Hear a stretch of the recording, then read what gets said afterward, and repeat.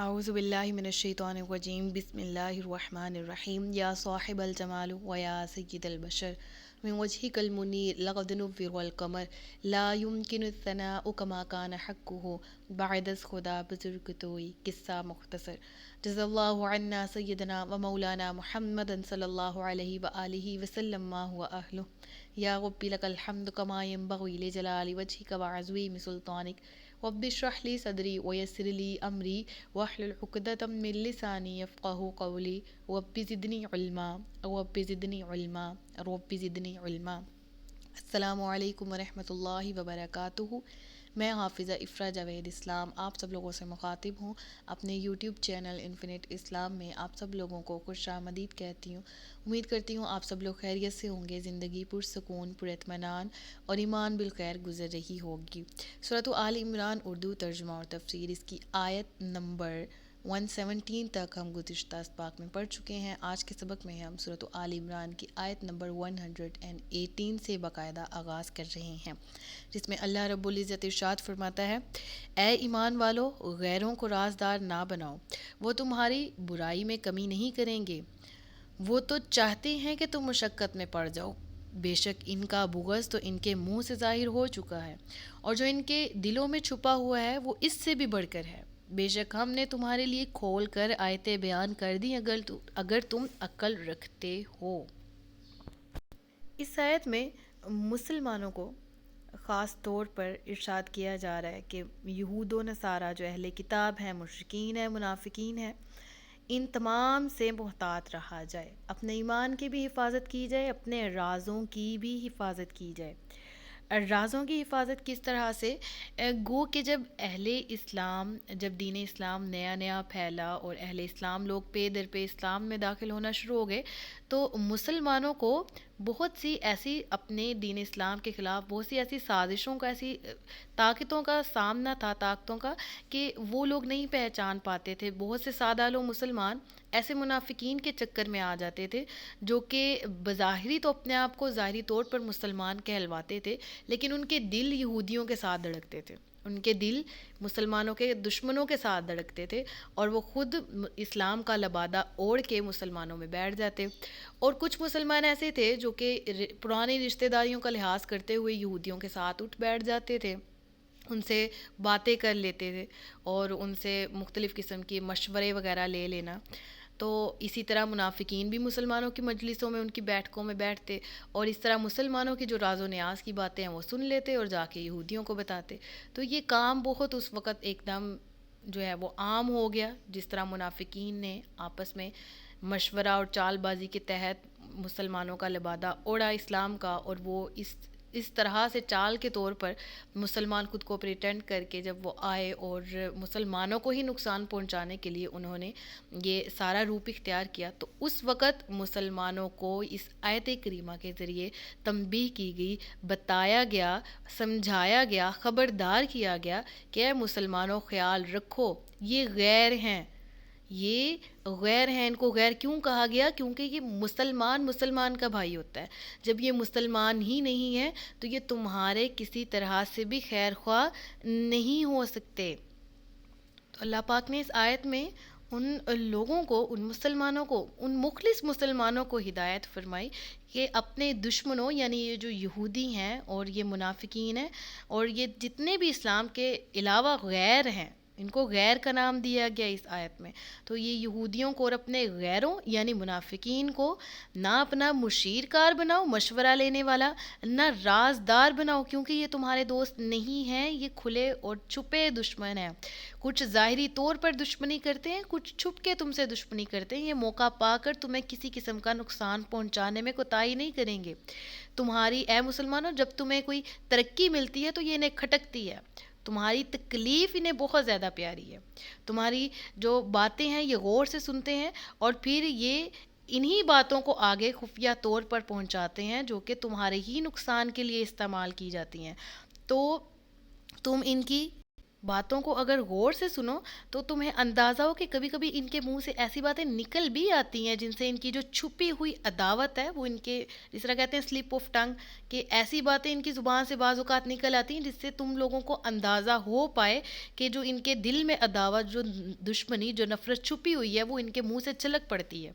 اور یہ جو الفاظ ان کی زبان سے نکلتے ہیں یہ ان کی خفیہ دشمنی کو ہلکا سا عیاں کر دیتے ہیں، اور جو ان کے دل ہیں وہ تمہاری طرف سے بہت بڑی عداوت میں ہیں، بہت بڑی دشمنی رکھتے ہیں ان کے دل۔ تو ایسے لوگ جو دلوں سے ہی تم سے نفرت کرتے ہیں، جو دلی طور پر ہی تمہارے ساتھ نہیں ہیں، تم ایسوں کو اپنا رازدار نہ بناؤ، اپنے رازوں کو ان سے بیان نہ کرو،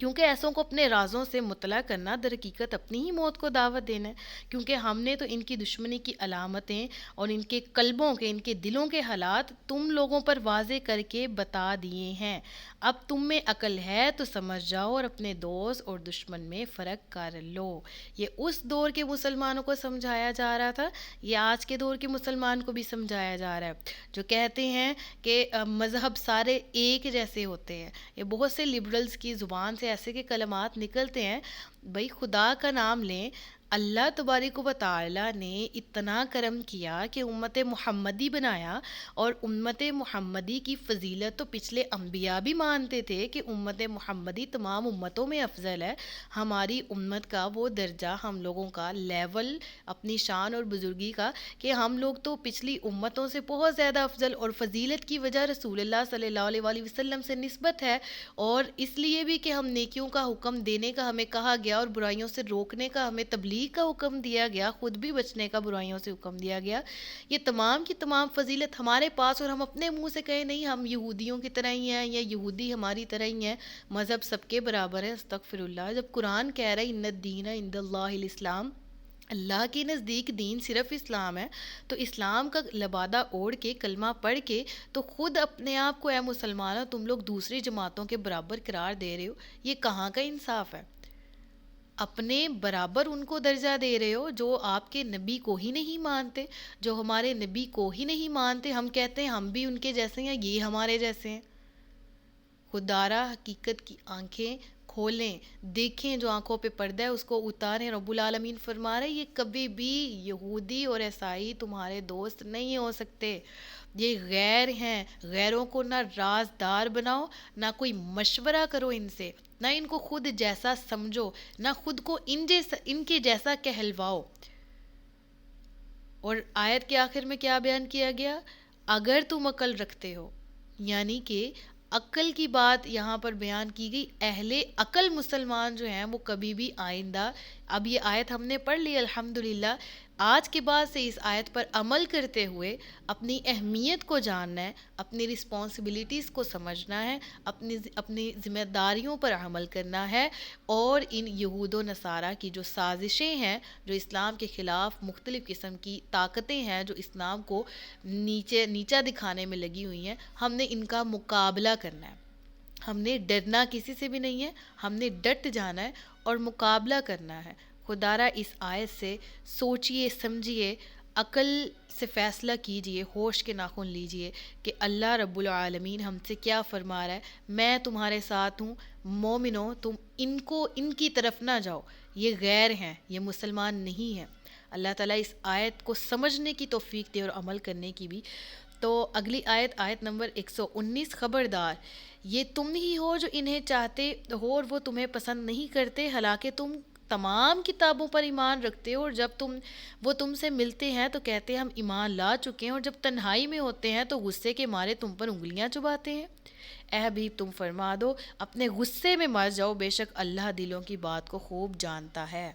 اب یہاں پر یہ تم ہی ہو جو انہیں چاہتے ہو اور وہ تمہیں پسند نہیں کرتے ہیں، اس سے کیا مراد ہے؟ یعنی اے مسلمانوں تم اپنی پاک فطرت، مسلمان فطرت سے پاک ہوتے ہیں، یا وہ سادہ لو جو مسلمان ہیں ان سے خطاب، کہ اپنی پاک فطرتوں کی وجہ سے منافقین کی باتوں اور اہل کتاب کی چالوں میں آ جاتے ہو، اور ان سے گزشتہ تعلقات کی بنا پر، گزشتہ رشتہ داری کی بنیاد پر محبتیں اور میل ملاپ رکھتے ہو، مگر وہ کفر میں اس قدر پکے ہوئے ہیں اور ضد میں اس قدر مضبوط ہیں کہ وہ تم سے بالکل بھی محبت نہیں کرتے۔ تو تم غضب تو دیکھو کہ تم ان کی کتابوں توریت اور انجیل وغیرہ کو مانتے ہو، تم ان کے نبیوں کو مانتے ہو، تو انہیں تو چاہیے تھا کہ بمقابلہ مشرکین کے وہ تمہارا لحاظ رکھتے اور اس طرح کرتے کہ وہ مشرکین کے مقابلے میں تمہاری مدد کرتے، لیکن مقابلہ تو ان اہل کتاب کا معاملہ تو بالکل برعکس ہوا اس کے، کیونکہ وہ بجائے اس کے کہ مسلمانوں کا ساتھ دیتے، اور جس طرح مسلمان گزشتہ تمام انبیاء اور کتابوں کو مانتے، وہ بھی آخری نبی کو مانتے اور آخری کتاب پر ایمان لاتے، لیکن وہ مسلمان نہیں ہوئے اور وہ کھلے اسلام کے خلاف ہو گئے۔ تو ایسے لوگوں کے بارے میں اللہ تبارک و تعالیٰ نے فرمایا کہ یہ لوگ جب تمہارے منہ پر ہوتے ہیں تو امن کی بات کرتے ہیں۔ یہ ساری تفسیر آپ نے اس دور کو سوچتے ہوئے بھی سننی ہے، اور یہ جو موجودہ دور ہے اس کے بارے میں بھی سوچتے ہوئے تفسیر کو سننا ہے، کہ آج کے دور میں بھی ایسا ہو رہا ہے کہ یہ جب تمہارے سامنے ہوتے ہیں یہ اہل کتاب، یہ یہودی، یہ عیسائی، تب کیا کہتے ہیں؟ ہم بالکل امن سے ہیں، ہم امن پسند ہیں، ہم امان والے ہیں، اور ہم مسلمانوں سے محبت رکھنے والے ہیں وغیرہ وغیرہ، مگر ان کے دل کا حال یہ ہے کہ جب اکیلے ہوتے ہیں تو آپس میں اکٹھے ہو جاتے ہیں، اور پھر تم مسلمانوں کا آپس میں جو اتفاق ہے، آپس میں جو اتحاد ہے، اور جو مسلمانوں کی فتوحات ہیں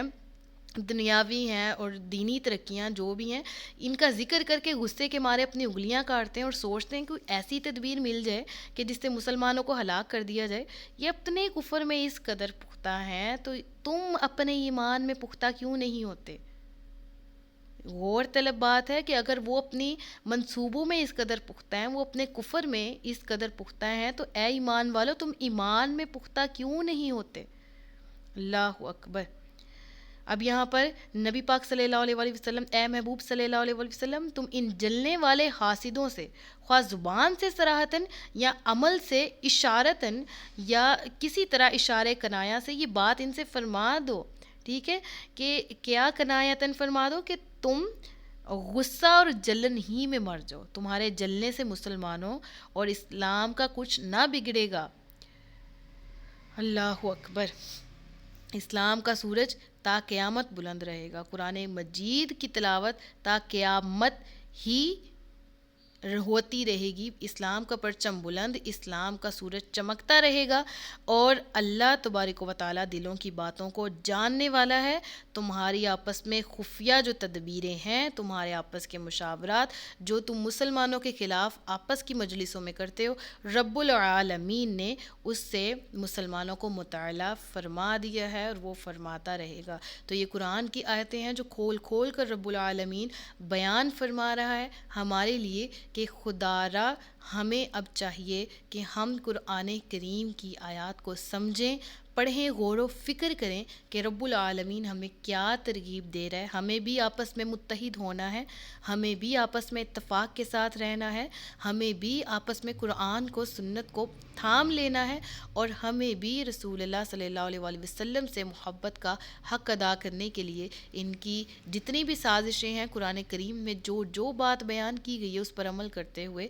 ان سے ہر صورت مقابلہ کرنا ہے، اور ڈر کے پیچھے نہیں ہٹنا، اور ان کی محبت خواہ مخواہ دل میں نہیں پالنی۔ آیت نمبر 120، اگر تمہیں کوئی بھلائی پہنچے تو انہیں برا لگتا ہے، اور اگر تمہیں کوئی برائی پہنچے تو وہ اس پر خوش ہوتے ہیں، اور اگر تم صبر کرو اور تقوی اختیار کرو تو ان کا مکر و فریب تمہارا کچھ نہیں بگاڑ سکے گا، بے شک اللہ ان کے تمام کاموں کو گھیرے میں لیے ہوئے ہے۔ یعنی جن کو تم اپنا رازدار بنا بیٹھے ہو، جن سے امن کی بات کر کے تم بھائی چارہ اختیار کیے ہوئے ہو، جن سے دلی محبت اختیار کیے ہوئے ہو، ذرا ان کو تو دیکھ لو کہ اگر تمہیں کوئی مصیبت پہنچتی ہے تو وہ اس پر خوش ہوتے ہیں، تمہیں کوئی خوشی ملتی ہے تو اس پر ان کو تکلیف ہوتی ہے۔ تو ایسی صورتحال میں تم خیال رکھو گے، اگر تم نماز پر قائم رہتے ہو، عبادات پر قائم رہتے ہو، اور تم گناہوں سے بچے رہتے ہو، مصیبتوں میں نہیں گھبراتے، تو تم ہمیشہ تقوی اور پرہیزگاری کا دامن ہاتھ میں پکڑے رکھتے ہو، خوف الہی تمہارے دل میں ہے، عشق مصطفیٰ صلی اللہ علیہ وآلہ وسلم تمہارے دل میں ہے، تو یہ کفار کی سازشیں تمہارے خلاف کچھ نہ کر پائیں گی۔ یہ ان کی چالیں، ان کے جو تمہارے خلاف یہ تدبیریں کر رہے ہیں، تمہارا بال بھی پیکا نہ کر سکیں گی۔ ان کی جو تدبیریں ہیں یہ خود ہی الٹی ان پر پڑ جائیں گی، یہ جو سازشیں ہیں، یہ وہ جس گڑھے کو کھود رہے ہیں تمہارے لیے مسلمانوں، یہ خود ہی ان میں گر جائیں گے، کس وجہ سے گر جائیں گے؟ ہاں تمہیں کیا کرنا ہے؟ تمہیں ایمان کو اپنے ہاتھ میں رکھنا ہے، تمہیں رسول اللہ صلی اللہ علیہ وآلہ وسلم کا عشق، ان کی سنت کو اختیار کرنا ہے، تمہیں خوف خدا کو دل میں رکھنا ہے۔ مسلمان بات کس قدر فکر کی ہے؟ رب العالمین کس چیز کو سوچنے کا حکم دے رہا ہے؟ وہ یہی کہہ رہا ہے کہ اے مسلمانوں، جب تم نیکیاں کرتے رہو گے، جب تک تم نیکیاں کرتے رہے، رب العالمین کا جو علم ہے وہ ہر چیز کا احاطہ کیے ہوئے ہے۔ تم نیکیاں کرتے رہو، یہ کفار تمہارا کچھ نہیں بگاڑ سکیں گے۔ تم ان کفار کی چالوں کو سمجھو، ان سے دور رہو، دوری اختیار کیے ہوئے رہو، اسلام کی بھلائی، اسلام کی سربلندی کے لیے کام کرتے رہو۔ انشاءاللہ عز و جل ایک دن پرچم اسلام بہت زیادہ سرخرو ہوگا، قیامت تک سرخرو رہے گا۔ اور آج مسلمانوں کے زوال کا باعث ہی یہ بات ہے کہ مسلمان آپس میں بکھر پڑے اور ان سے بنانے لگ پڑے کہ جن کے بارے میں قرآن میں ہے کہ وہ تمہارے دوست نہیں ہو سکتے۔ تو اپنے دوست اور دشمن کو پہچانو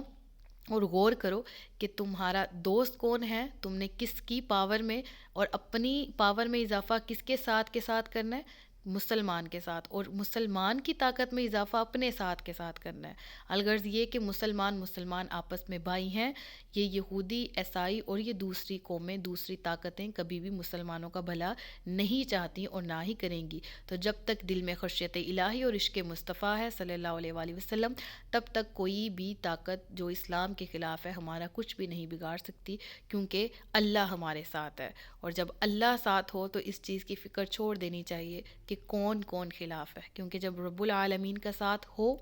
تو پھر کوئی چیز باقی نہیں رہ سکتی جو نامکمل ہو۔ ہر چیز مکمل ہو جاتی ہے جب اللہ کا ساتھ ملے، تو اور کسی سہارے کی ضرورت نہیں رہتی۔ صدق اللہ العلی العظیم وصدق رسولہ النبی الکریم ونحن علی ذلک من الشاہدین والشاکرین وما علینا الا البلاغ المبین۔ سچ فرمایا اللہ نے جو عظمت والا ہے۔ مجھے دعاؤں میں یاد رکھیے گا، اپنا خیال رکھیے گا، اپنے سے زیادہ دوسروں کا۔ تاجدار ختم نبوت زندہ باد، پاکستان ہمیشہ زندہ باد۔ السلام علیکم ورحمۃ اللہ وبرکاتہ۔